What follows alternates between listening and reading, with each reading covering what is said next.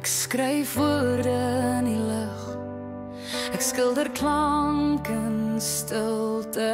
Ek dans vir mure wat nie kyk nie. En ek vra, sien jy my?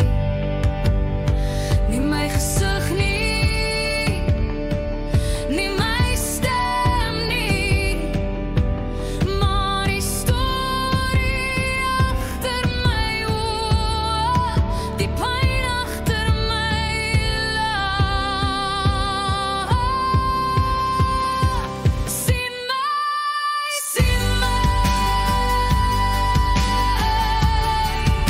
sien my, sien my, sien wat ek nie wys nie, sien wat ek nie sê nie, sien wat ek vier om te deel.